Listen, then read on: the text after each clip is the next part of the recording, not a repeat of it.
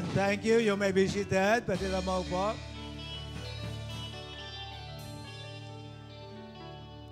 Remember, we're preparing for our miracle cuts.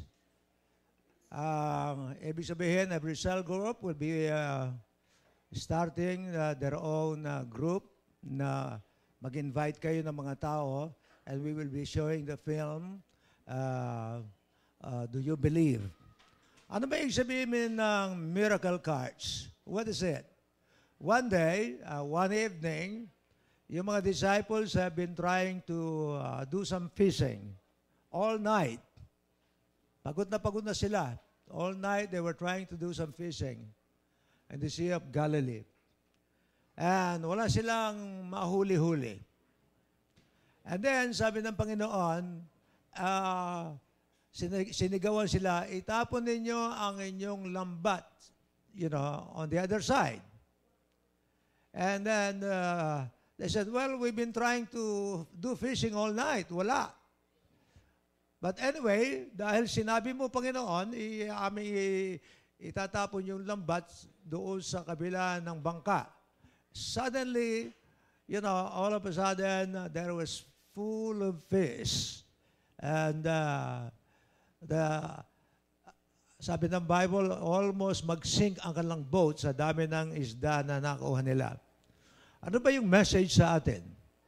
When we listen to the voice of God, when we listen to Jesus, all of our efforts that we try to do things in our own strength and might, but when we listen to the voice of Jesus, we will have a miracle in our hands. Amen? Amen? Pwede ba? Can you raise your right hand? Raise your right hand and say it with me. And look at your hand. There is miracles in my hand. Amen? Palapakan natin, Panginoon. Wow. Wow. Our topic today is changing our spiritual climate. Doon sa Lucas chapter 10.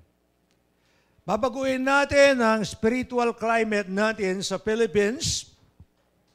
And we believe, that God will help us. Remembering na yung mga pillars o yung mga pinakapundasyon ng ating society. What are the pillars of society? Alam niyo ba yon? Ano ba yung pinakapundasyon ng lipunan?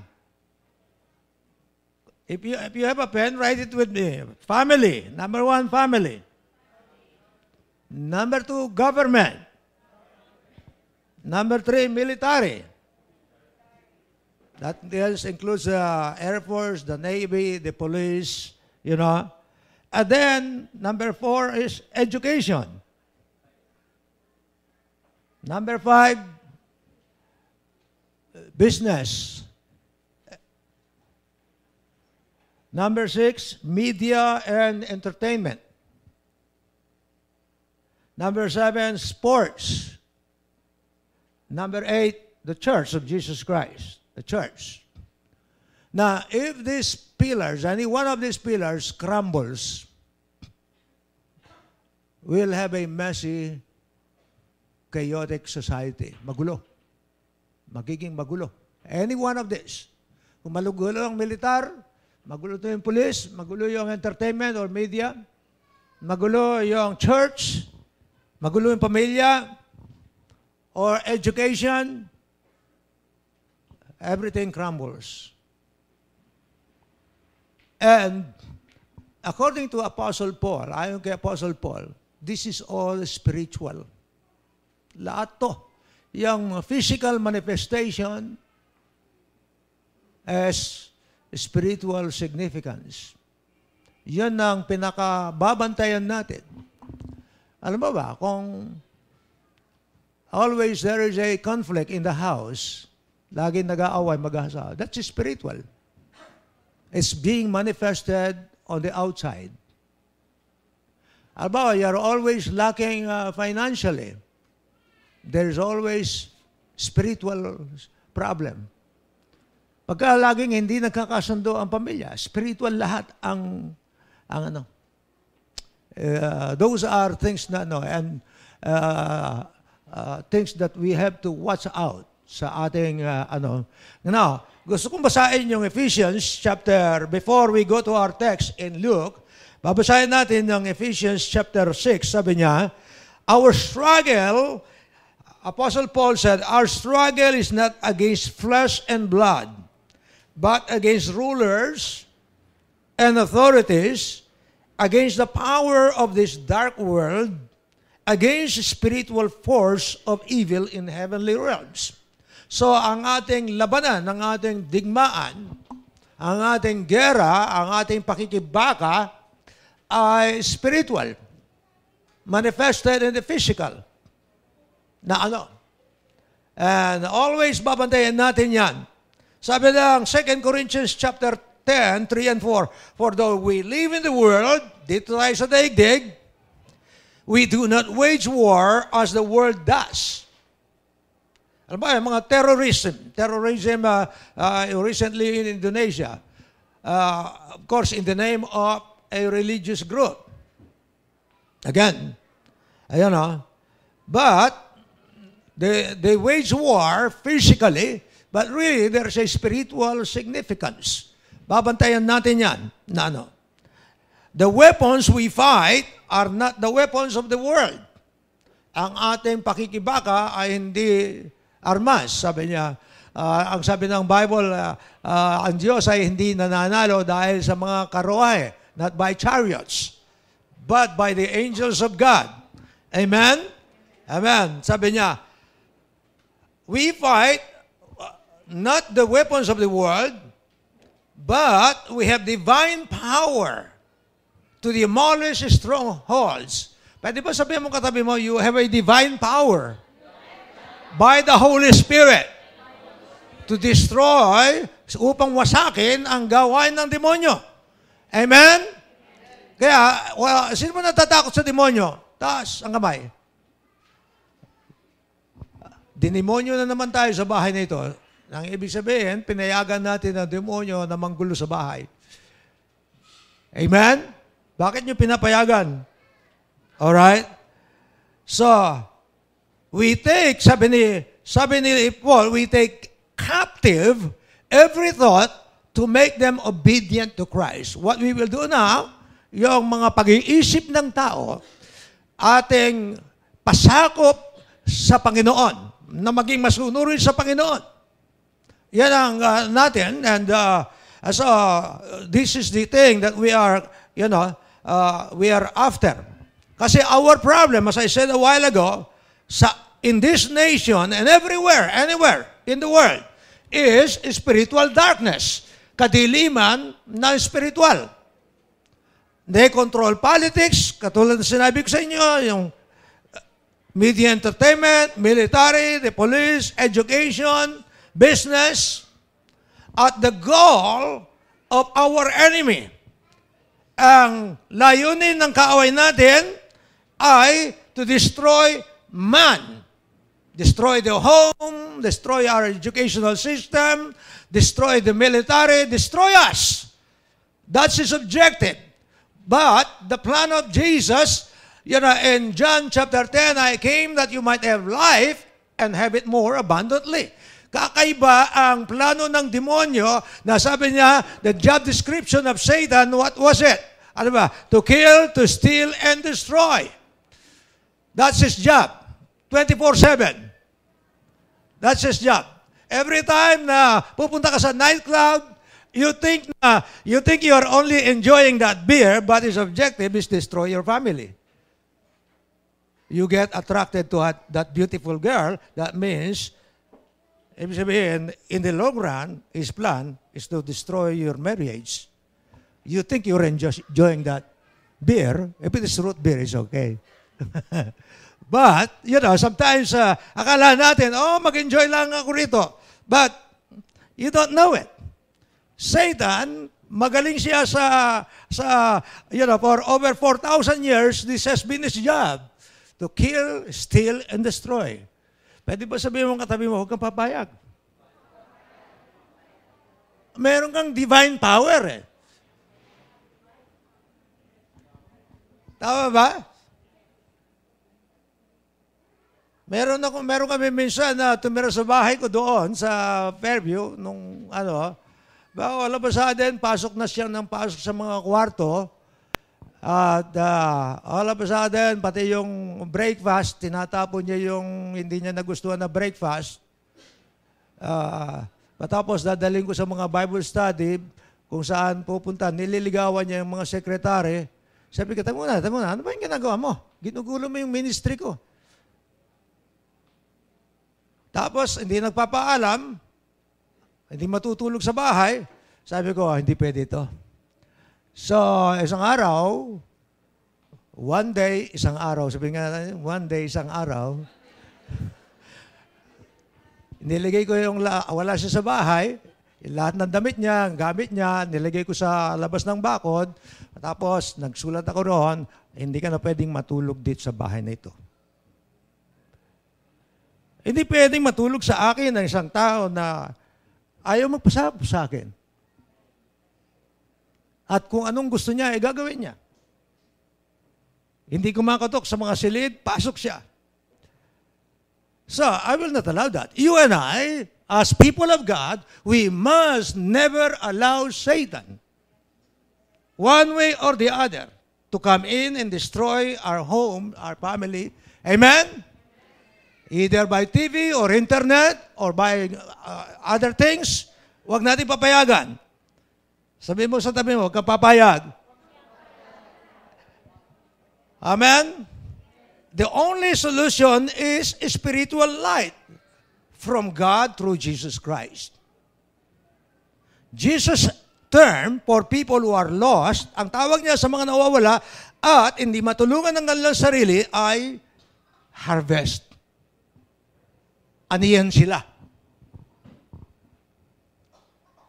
At ang pag-ani nitong harvest na ito from the hands of Satan is turning them to Jesus Christ, into His kingdom. Sinasagip natin sila, rescuing them from the hell, and, at magkaroon sila ng buhay na walang hanggan. Yan ang trabaho natin.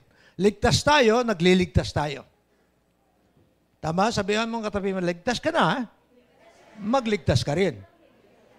Yan ang ating tungkol sa atin ngayong panahon na ito. Ayan ang ibig sabihin ng changing our spiritual climate. When people who are living in darkness, we are able to bring them into the light of the gospel of the Lord, we are changing the nation. Binabago natin ang bansa natin.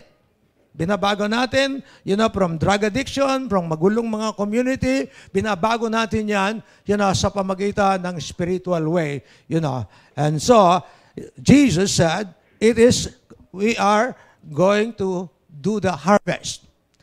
So, babasahin natin, and this is a two weeks message doon sa spiritual transformation and change. Kasi from time to time, iniisip natin laging iba yung solusyon.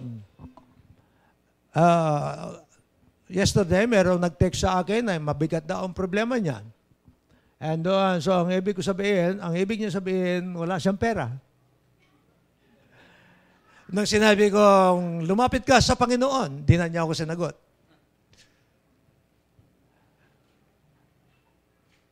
Kasi we think na if people will have more money, it will solve the problem.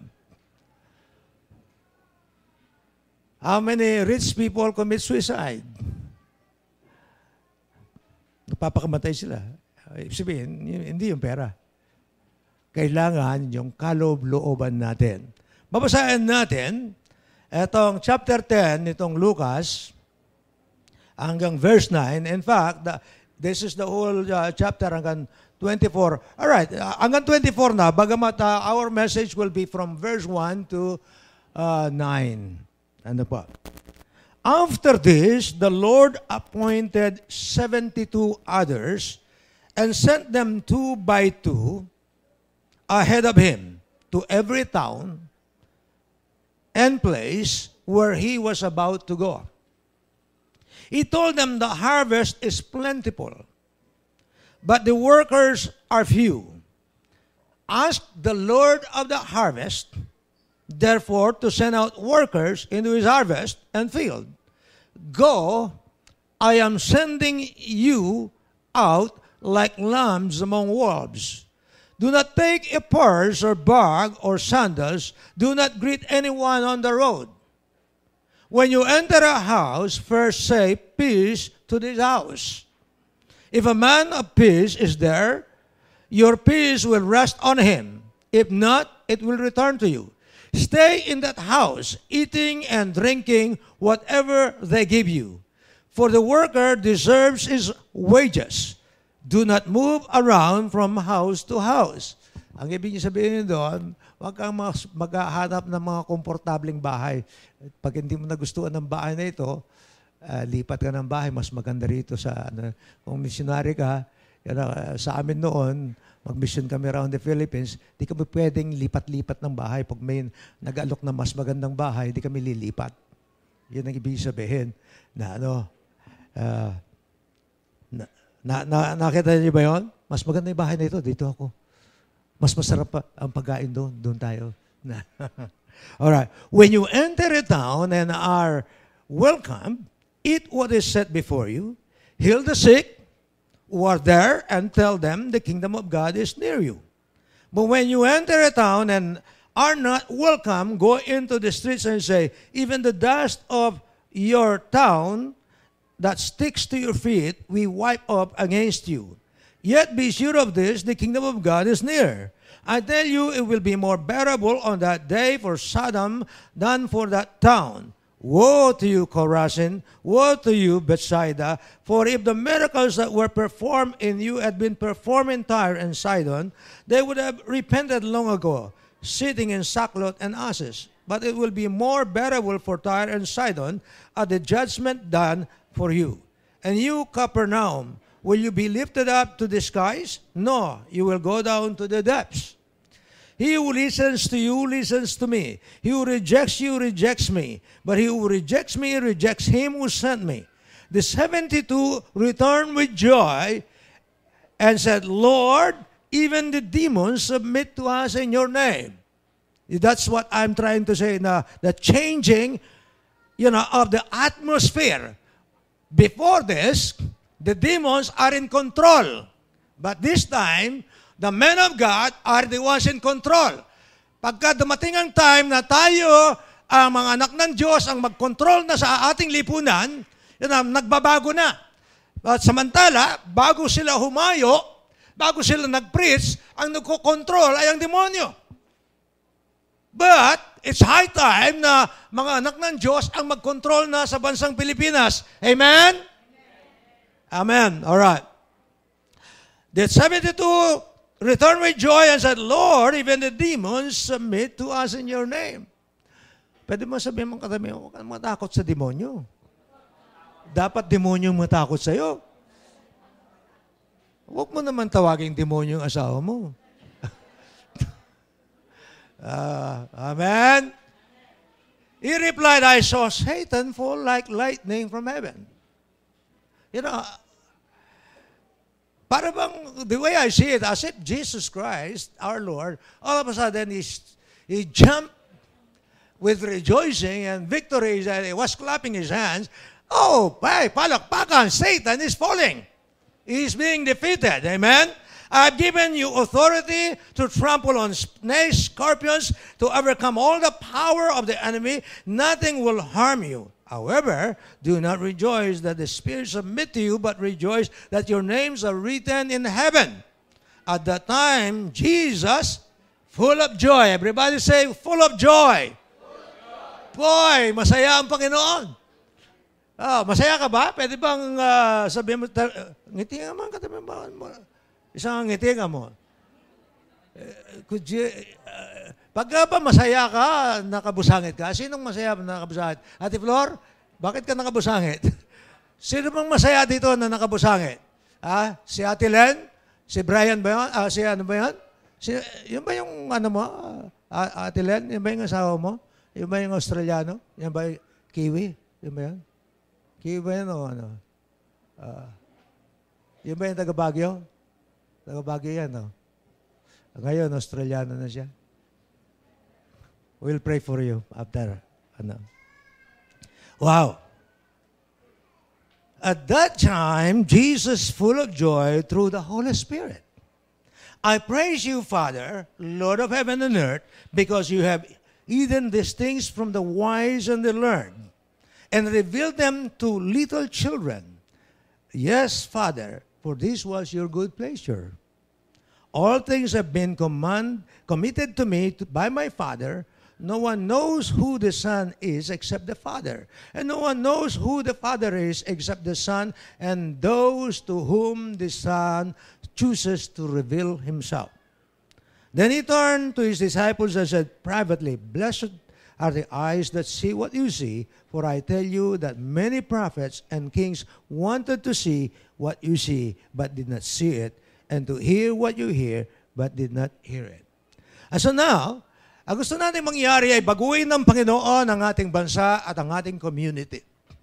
Itong ating mga miracle cuts na magsisimula na yung ating consecration on Tuesday, and I'd like you there to be there sa ating consecration night. We are preparing for real harvest. It's harvest time sa Philippines. At yung harvest time na ito, kinakailangan pangalagaan natin at bantayan natin. Dahil inaatake ng ating kaaway ang pamilya, ang gobyerno, ang militar, ang education, ang business, ang media and entertainment, and sports, and the church. All being attacked at the same time.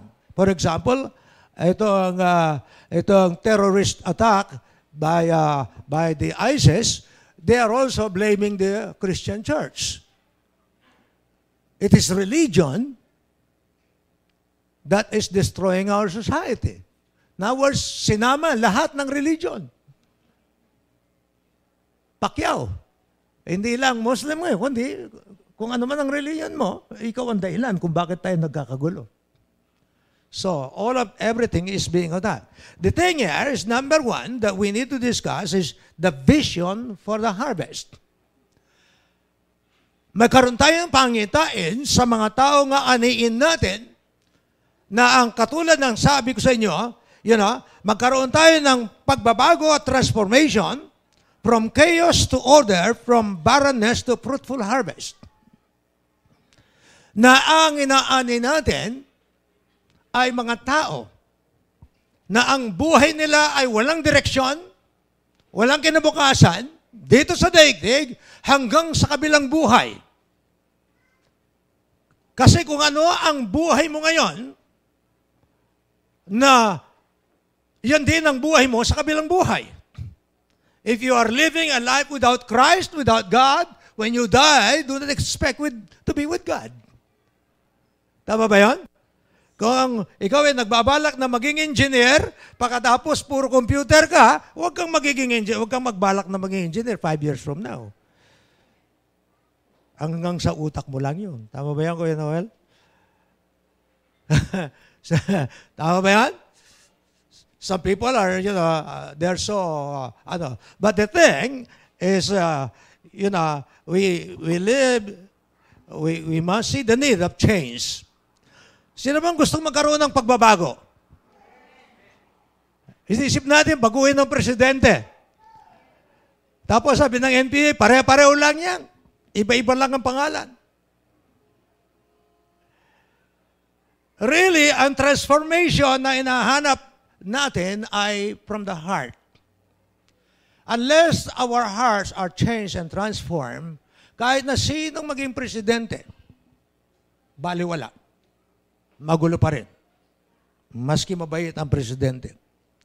The idea here, sabi ni Jesus, the harvest is plentiful and few workers. What he's saying here, nagpadala siya originally ng 12. At then yung 12 ay kulang, nagdagdag siya ng 72. Hindi niya sinama yung 12. Now he's sending 12. Nagmumultiply ang kanyang mga sinusugo. Nagmumultiply. Pero sinabi niya, kulang pa rin. Kahit na 72, kulang pa rin. Kaya para ba sinasabi niya, kinakailangan magkaroon niyang mga believer ng desire, to be a leader and part of a team of harvesters.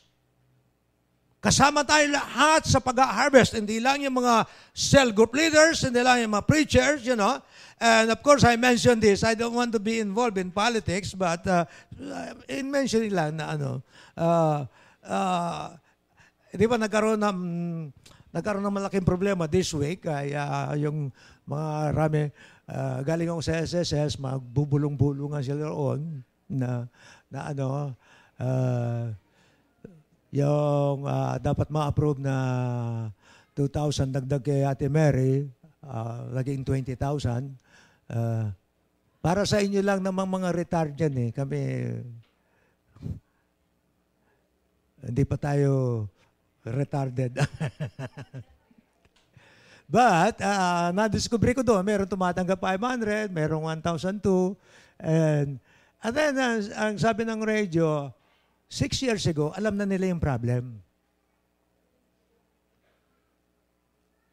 Kaya lang, they did not do anything about it. And so, dumami ang reklamo ngayon. Ewan ko, sino ba mabubuhay na 500 a month sa inyo? Ikaw, ate? Toothpick lang ni Ate Dory yan. Ang mahal naman toothpick mo, Ate Dory, 500 pesos. So, so, sa radio, nakikinig ako, meron daw silang about 15 or more vice presidents. SSS. Tinanong, ano bang trabaho ng mga 15 vice presidents? Sabi niya, kasi sa gobyerno ay iba doon sa private. Sa private, pagka meron kang posisyon, trabaho yan. Sa gobyerno, ang posisyon ay dekorasyon. Sumisweldo ka, meron kang kotse, pati grocery, nandoon, pero maaring hindi ka nagtatrabaho. Maaring nagre-report ka, di ka nagre-report, basta meron kang, kasi pandekorasyon ka. Ganun ba yan? Gusto ko nang mag-apply habang nandun ako sa SSS. Kaya lang, mahaba yung pila, baka hindi ako tatanggapin. But, the idea there is that you and I, we see the need of our country. I would like to stop blaming our government. It is you and I that are involved with people who are in need. The broken homes, the drug addicts, the young people na nasa fraternity, they're wasting their time on things that are not important. Now, according to the Lord, these people need to be harvested for the kingdom of God. Ngayon, konti ang mga workers, ang mga laborers, especially sa mga churches nowadays, they are too dependent on pastors, ordained ministers. I have 7 children. 7 children pala, sumasakit ng ulo ko. Kaya araw-araw bumibili ako ng, ano ba yung binibili kong gamot? 10 kape at saka medical. Sino bang nagme-medical? Ito, ilan ang anak nyo? 11? Isa pa lang, pero kita nyo naman, nag-i-enjoy sila sa isa. Kung 7 pa yan. Ngayon, ang pastor, gusto nila, bukod sa 7 anak, aalagaan ko rin yung anak nila. Pagkatapos, pag meron silang kapitbahay na nanggugulo, pastor, nanggugulo yung kapitbahay, pwede bang evangelize mo? Si pastor na naman.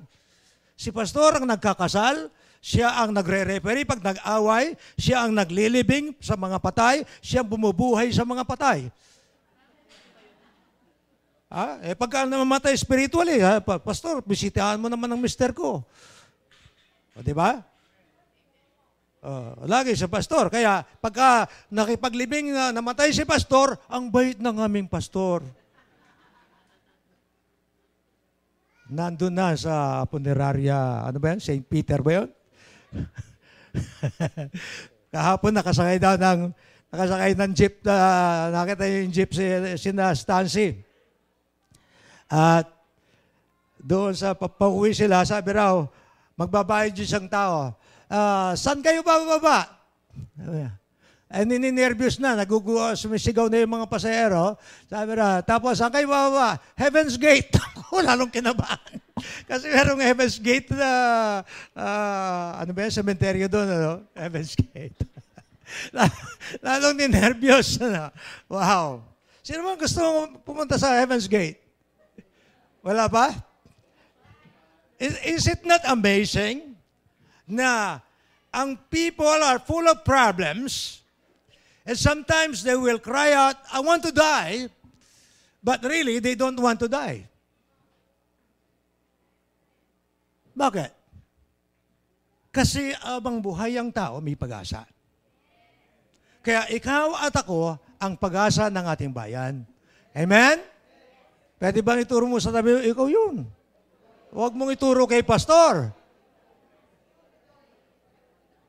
Laging si pastor ay may problema. Amen? So the idea here, because there is plentiful harvest, according to Jesus is what? Matthew chapter 9, verse 35, sabi niya, He saw the multitude. Nakita niya ang multitude and He was moved with compassion. Anong nakita niya sa tao? Bakit? Sabi niya, they are harassed and helpless. Pinagaling niya ang may sakit, binuksan niya ang mata ng mga bulag, pinalakad niya ang mga pilay, pinakain niya yung gutom, lahat ng ginawa niya ay ginawa na niya, ngunit ang nakita niya ay hindi physical need. Ang nakita nila, mayroon silang spiritual na pangangailangan. Kahit bigyan mo yan, kahit bihisan mo yan, kahit bigyan mo ng trabaho yan, hanggat hindi niya makilala ang Panginoon, siya ay naguguluhan pa rin ang buhay niya. Amen? So the idea here, what is the meaning of compassion? Kasi kailangan meron tayong compassion sa harvest. The word compassion came from the word passion. Ang passion of Christ, anong ibig sabihin nun? The suffering of Christ. When you say compassion, na ibig sabihin, para bang nadadama mo, nararanasan mo ang pagdurusa ng nag-aaway na mag-asawa, ng magulong pamilya, ng isang batang nadadrug addict, ng isang bata na hindi makapagpatuloy sa kanyang pag-aaral, nababarkada, nasisira ang kanyang kinabukasan, parang ikaw mismo ang nasisiraan ng buhay. Kung ikaw mismo ang nasisiraan ng buhay, bibigyan mo ng solusyon para ikaw ay makatakas sa iyong pagkabilanggo sa ganong kalagayan. In other words, compassion means is helping people to get out from their misery sa kanilang pagdurusa. At ang sabi ng Panginoon, ang kailangan natin ay manggagawa. Amen? At sino yung manggagawang yun? Tayo. Pwede mo ituro mong dali mo? Ikaw yun. Ikaw yun. Wow. Kasi they are harassed and helpless.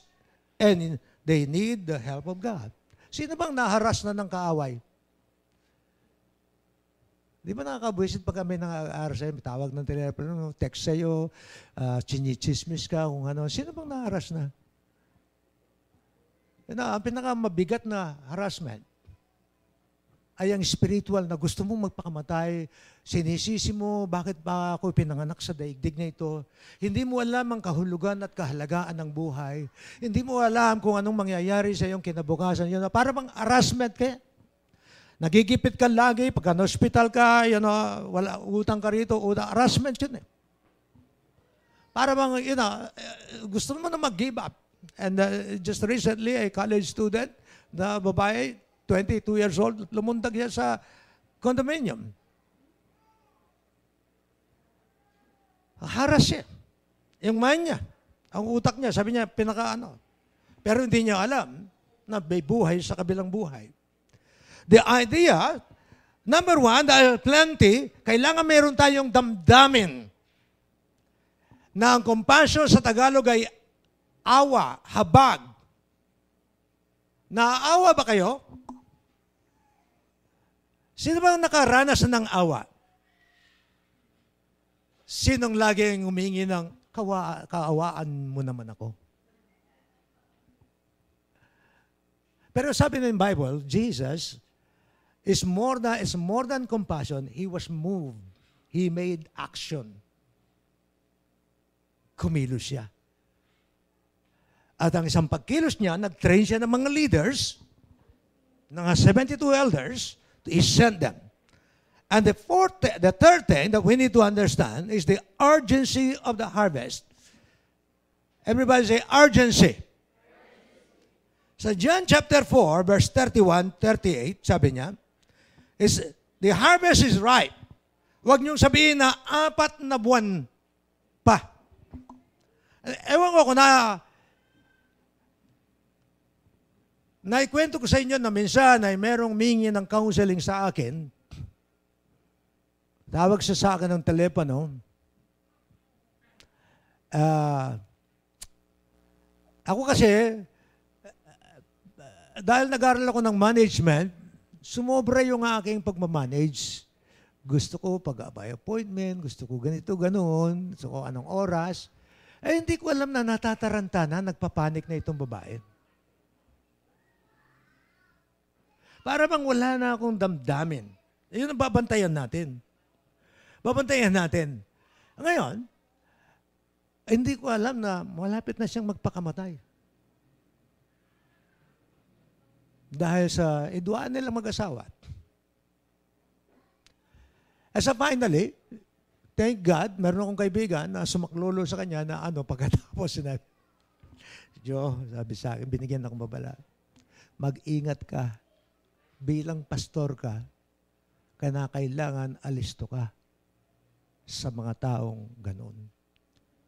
Lagi kang nananalangin, mabuti na lang, hindi natuloy ang kanyang pagpapakamatay. There are situations like that, na urgency, na katulad ng Panginoon, na inintentional na duman siya dito sa Sychar, na itong babae ito na nakalima ng asawa, iniiwasan niya ang lahat ng tao, tanghaling tapat siya mag-iigib ng tubig na napakainit sapagkat ang pag-iigib ng tubig ay mga alas 6 ng umaga o kaya alas 6 o kaya alas 5 ng hapon.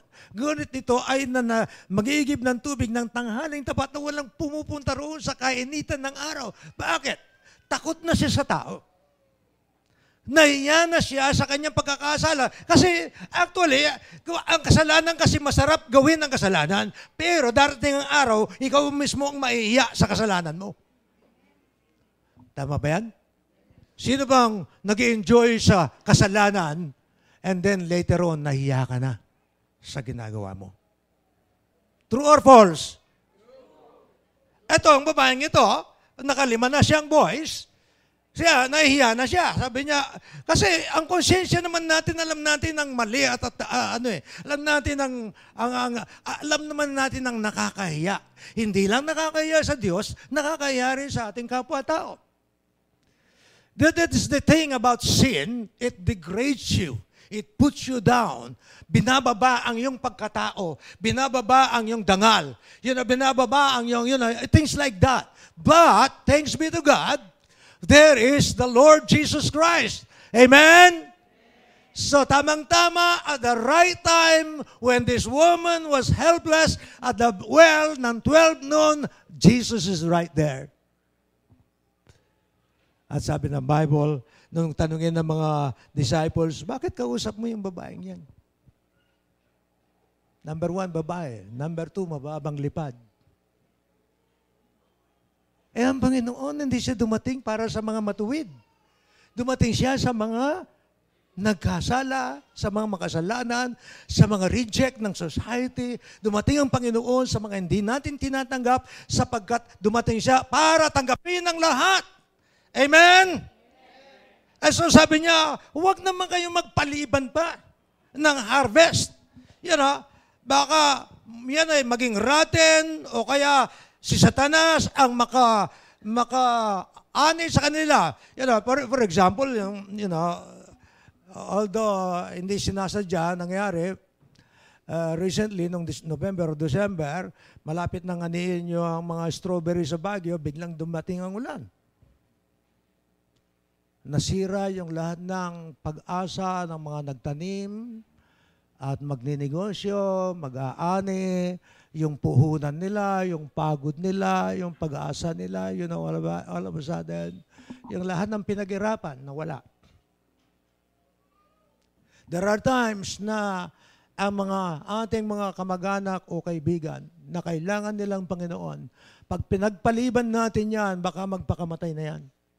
Huwag na nating ipagpaliban pa. Amen?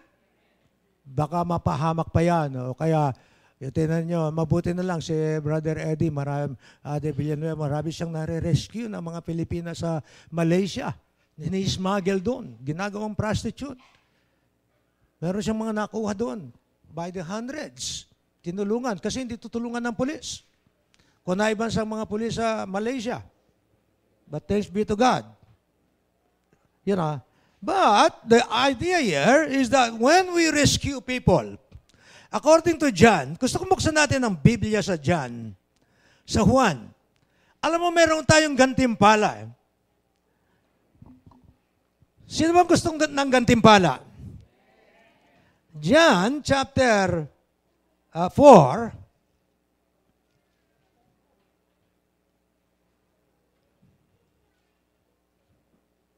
gusto niyo bang reward? Amen? Kaya lang kumisan, hindi binibigyan reward, ano? Yun daw, nagturo kay Bin Laden, instead na reward, nabilanggo siya. Nabilanggo, yung doktor. But dito, yung pag-harvest na ito, ang sabi niya rito, gusto kong tingnan niyo, verse 35, chapter 4, ang sabi ng Panginoon sa kanyang mga alagad, ito yung reward. Pagka ikaw ay nag-ani, sino ba nag-ani ng kanyang tanim? Meron bang reward?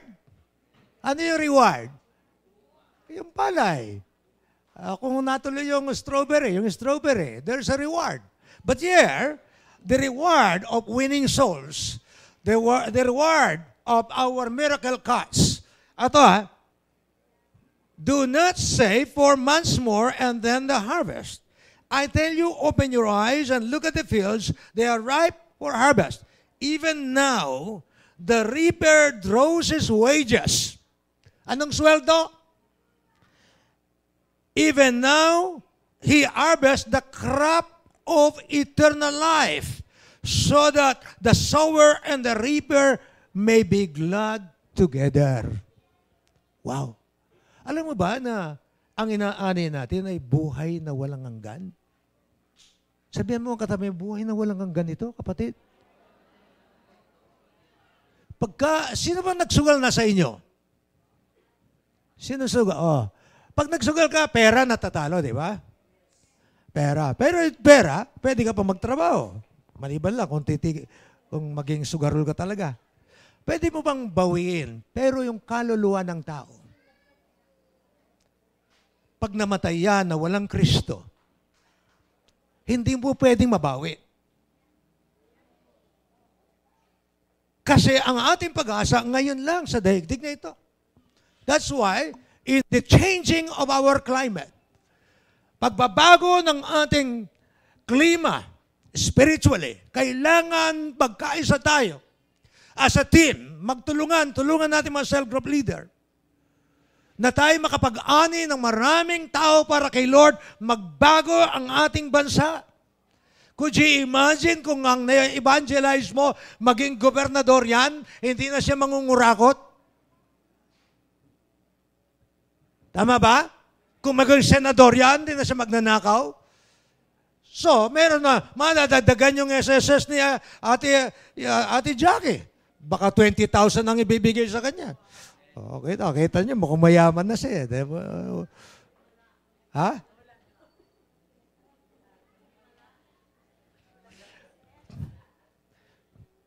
Alala ko, dating kapitbahay ni Sister Jackie, si Herman Moreno sa, Doon ko pala kapit mo pa, bahay mo siya sa Opera House eh.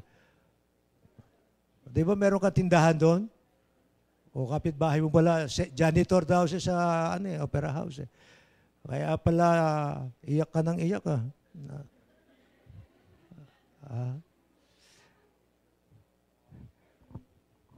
Alam mo, mga gantimpala ng Panginoon, buhay na walang hanggan, ikaw ay masaya, siya ay masaya. Nagbago ang buhay. Sino bang masaya na merong nag-share ng gospel sa kanya? Amen. Masaya din yung nag-share. Amen. Forgiveness of sins, inner healing and relational healing. Wala pa sa atin, nagpapatawaran yung mag-asawa. Wala pa sa atin, tinatanggap nila. You know? Wala pa sa atin, umuwi, yung mga ayaw umuwi. You know? The thing here, sabi ng Bible, dito sa John chapter 15, verse 7, gusto ko lumundag kayo. John chapter 15, verse 7. Hindi lang ikaw ang masaya, kundi, Luke pala. Luke chapter 15, verse 7.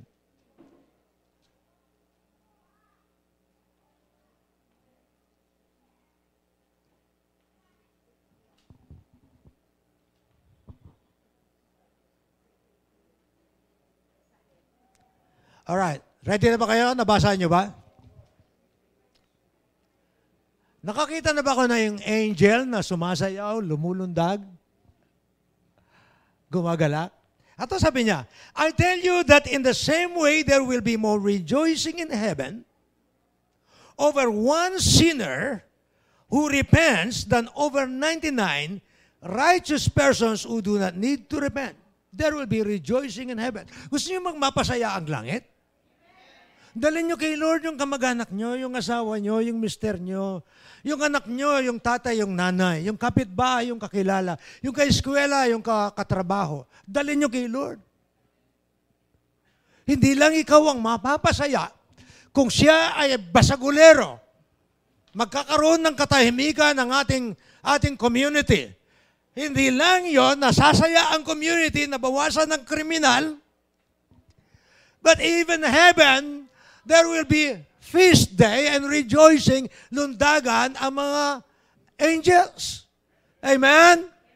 Katulad na binasa natin kanina, sabi niya, and Jesus was happy. Did you ever see the Lord happy? Wow, when we change our climate by evangelism, by winning souls, by inviting your friends and your neighbors, there will be rejoicing in heaven, you know, and there will be rejoicing sa ating community, there will be rejoicing sa Philippines, there will be a change and transformation, you know, from a corrupt society to a blessed society. Yun ang gusto nating mangyari sa ating bansa. Amen? Amen. Palapakan natin, Panginoon. Vision, meron ba tayong vision for the harvest? Number 2, pray for the harvest. How many of you are praying? Na Panginoon, baguhin mo nga aming bansa. Huwag naman buong daigdig, yung ano mo lang. Yung maliliit lang. Panginoon, baguhin mo itong aming opisina. Tulungan mo. Baguhin mo itong aming eskwelahan. Di ba yan ang ginawa ni Kuya Torre doon sa STI? Nag-pray siya. In fact, ang testimony ni Kuya Torre ay na-demote muna siya. At siniraan siya ng kanyang boss. Pero patuloy lang siya nagpipray at nagsishare ng gospel doon. All of a sudden, nagkaroon ng pagbabago ang management. Siyang naging boss, na yung dati niyang boss, naging under him. So sabi ko, tinanong niya, anong gagawin ko, Pastor? Sabi ko, just greet him, smile at him, huwag mo siyang maliitin, huwag kang gaganti sa kanyang ginawa. Tanggapin mo siya, na siya ngayon ang under you. And then, pinayagan na siyang magturo sa mga estudyante tungkol sa Panginoon. Ngayon, mga target niya, mga teachers naman. Amen? Pray for, number one, sabi ni Jesus, pray for laborers. Manalangin ka ng tag-ani. Ang unang answer, pwede bang, Christine, sabihan mo ang katabi mo, ang unang answer sa laborer ay ikaw. Ikaw ang unang answer. Sabihin mo, Noel, sabihin mo, Mrs. mo, sabihin niyo, ikaw ang unang answer. Kasi, ang sabi niya sa 72, pray for laborers, I send you. So, you are the first answer to your prayer. Amen? Pwede ba sabihin mo, ay, Ate Lovely, sabihin mo ang katabi mo, ikaw ang unang answer sa iyong prayer. Humayo ka na. Punta ka ng Vietnam. Sumama ka sa Indonesia. Ayusin niyo yung mga terrorist doon. Kayong dalawa. Amen? Palakpakan natin, Panginoon.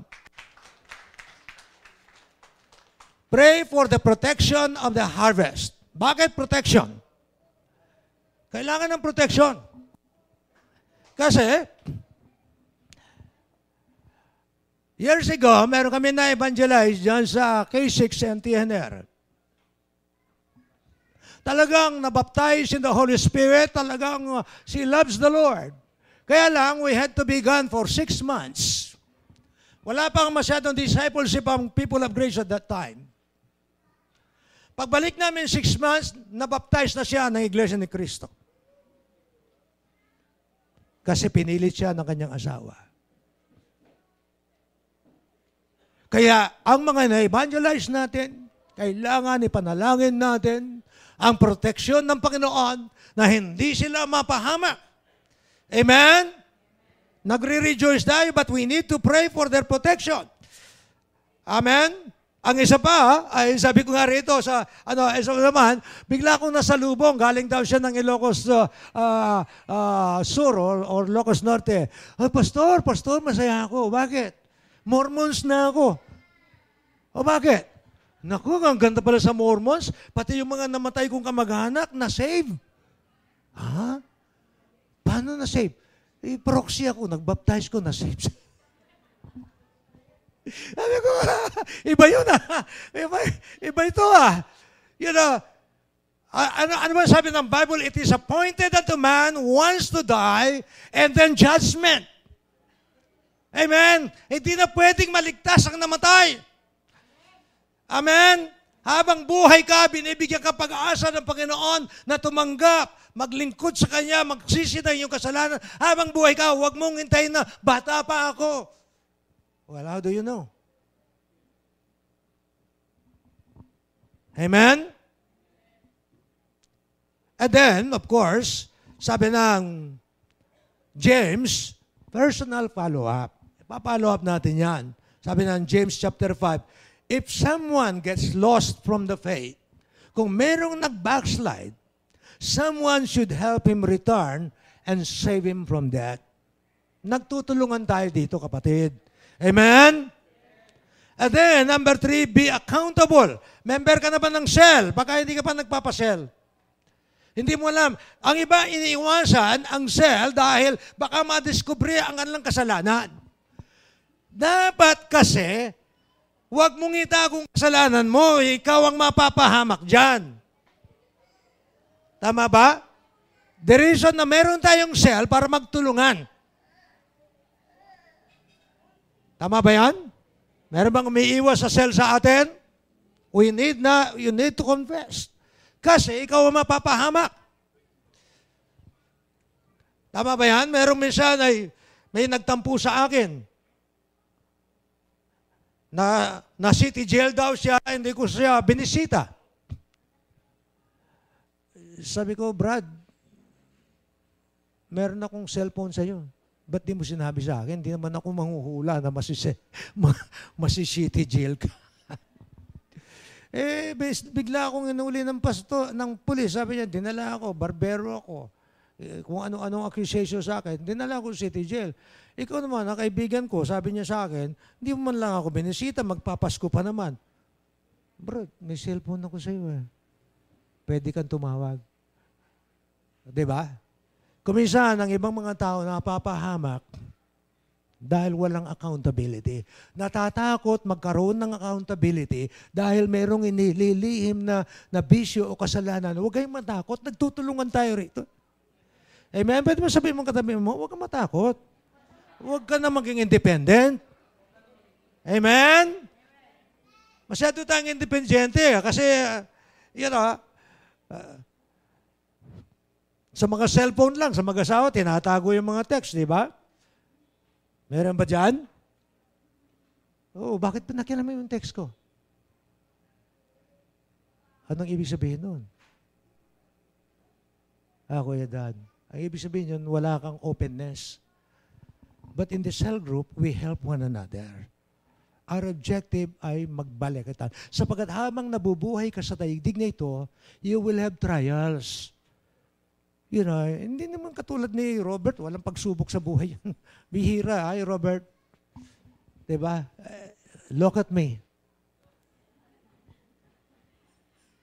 As in, Ate Nore, yun. Walang pagsubok yan. Meron ka bang pagsubok? Wala, no? Yan, kaya laging ngiti yan. Hello, Ate Noren.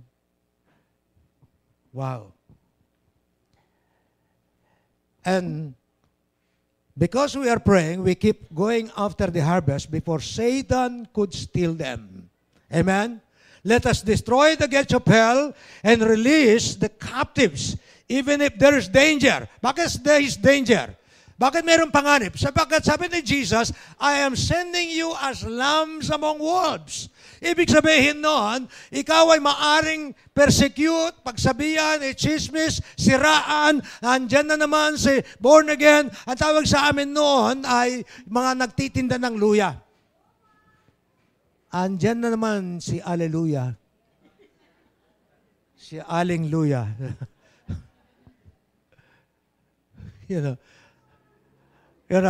Tapos doon sa kapitbahay namin, sabi niya, gumaya na tayo kay Joey. Binibiro mo, nabili niya yung kamuneng. Ang dami niyang pera. Magtayo na tayo sa sariling reliyon. Yung mga ganun kung ano-ano mga sinasabi nila. Gusto ko sabihin, tingnan mo yung papeles ng church doon, hindi sa aking pangalan, nasa pangalan ng People of Grace. Wala akong property ron. Property ko lang yung CR, pag nagsi-CR ako doon. Amen? Number 3. Number 1, vision.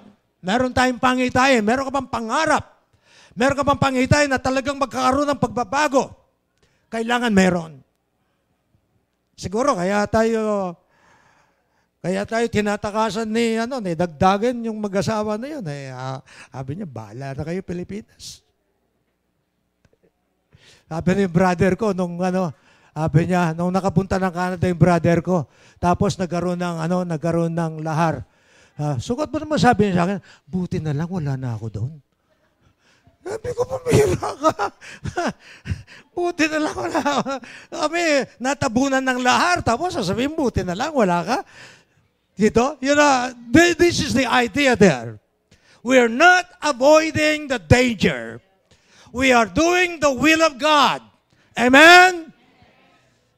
It does not matter where you are. Nasa Pilipinas ka, nasa Canada ka, it does not matter. What matters is that you are in the center of God's will. Sapagat lahat ng trouble naman ay darating sa buong daigdig. Amen? And so number 3 is concentrate on the harvest. Concentrate in winning souls. Concentrate in changing our nation. Concentrate in seeing a transformation sa ating office, sa ating community. God, gusto kong magkaroon ng pagbabago sa aking community. Gusto kong magkaroon ng pagbabago sa aking buhay. Gusto kong magkaroon ng pagbabago. Yun ang lagi mong pinagpiprayan. Lord, sa aming eskwelahan, magkaroon ng pagbabago, Panginoon. Sobra na, Panginoon, ang kasamaan. Nalilinlang, naloloko, naliligaw ang landas, napapahamak ang maraming mga kabataan. God, in the name of Jesus, hindi ako titigil na mag-pray at mag-evangelize. Hindi ako titigil sa aking cell group. Hindi ako titigil sa aking prayer until I see a real change. So, because of that, you focus on the vision. Do not be caught by too much material desires. Sabi ni Jesus, sabi niya, do not, no purse, no bag, or extra sandals. Para ba sinabi niya, huwag muna kayong mag-aalala kung saan kayo kukuha ng pera o mag-extra ng damit na ano. Sino bang nagpunta na ng overnight sa isang lugar? Sino bang nag-overnight na? Sino ba? Alright. Nag-overnight ka, tapos yung damit na dala mo ay pang 2 linggo.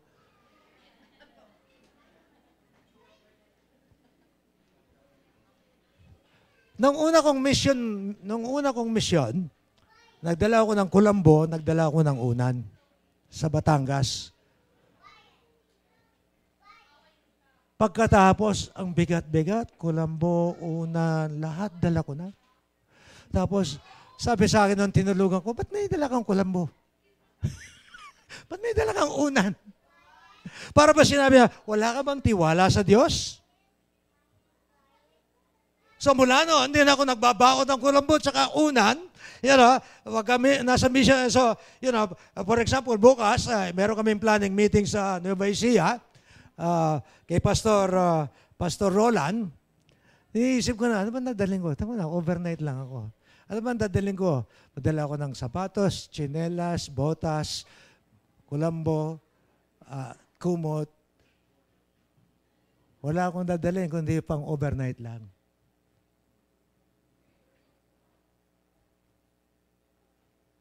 Sino bang nagsisi na? Ang dami mong dinala. Ngayon, ang sabi ng Panginoon, huwag kang masyadong maalalahanin sa paglilingkod mo sa Panginoon. He will provide, He will bless you. Huwag kang matakot na matanggal sa trabaho. Huwag kang matakot na ma-demote ka, kundi God will provide. Everybody say, God will provide. God will bless. Along the way. Amen? Amen. Palakpakan natin, Panginoon. Lagi tayong, kasi binigyan niya ng warning itong mga disciples because He knows that people, maski men of God, madaling mag-worry. Saan tayo kukuha pagkain? Anong iluluto natin bukas? Kakakain lang, anong luluto na kagad, di ba? Sino bang kakaalmusal lang, anong iluluto natin bukas? Parang tayo nabubuhay lang para kumain. Tama ba yan? Focus on the goal. Do not greet anyone along the way. Avoid time, treasure, and talent killers. Ano ba ang nanakaw ng oras mo? Ano ba ang nakakaw ng talento mo? Instead na ang talent mo ay gamitin mo sa ministry, doon ka sa Counter-Strike. Ang galing sa Counter-Strike. Pero pagdating sa church, di magamit.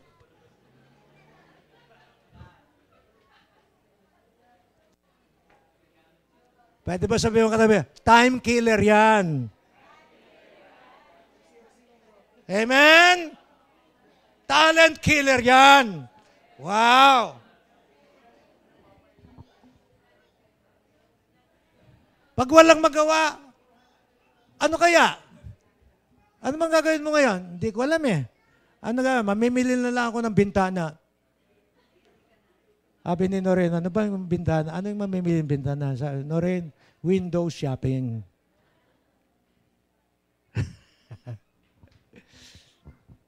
Amen? Wow. If you have extra time, you pray, you text, meditate on the Word of God. And number 3, focus on bringing the kingdom of God. Everybody say, kingdom of God. Kasi yun ang sinabi niya rito, the kingdom of God is near. Chapter 10. Ayun na sabi niya. Ano ba? Pagka kingdom of God is near, gusto kong tingnan natin Matthew chapter 10, verse 7 to 11.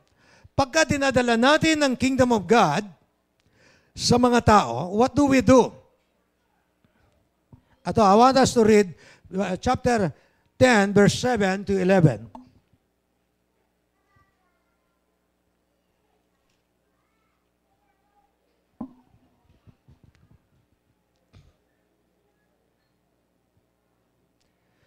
Do not go rather to the lost sheep of Israel, verse 6, as you go, preach the message, the kingdom of heaven is near.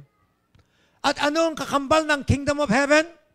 Heal the sick, raise the dead, cleanse the leper, drive out demons, freely you receive, freely you give. Pagka we are praying for the sick, we are bringing the kingdom of God to the people. Pagka pinagpipray natin, tumatanggap sa Panginoon ng isang tao, we are bringing the kingdom of God. When we are raising the dead, we are bringing the kingdom of God. When we are casting out demons, we are bringing the kingdom of God. Anything that you do, you are praying or preaching or teaching for, ang sabi ng Panginoon, tayo kasing lahat ay nakatanggap ng free.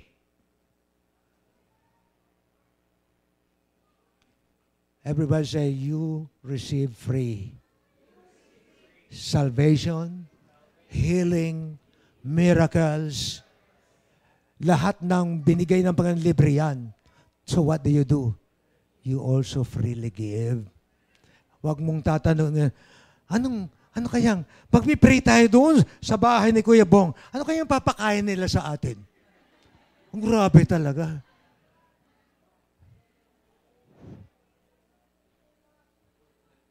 Freely you receive, freely give. Amen? Lahat ng blessing ni Lord sa atin, libre. Gusto naman natin, bawat kilos natin may bayad. Amen? Palakpakan natin, Panginoon.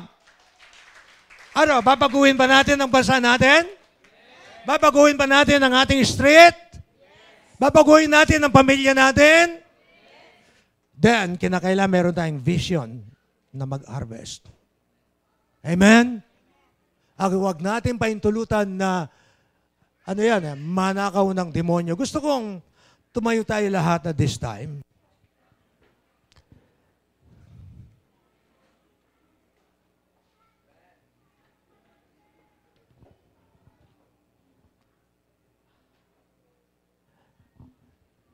I would like us to pray.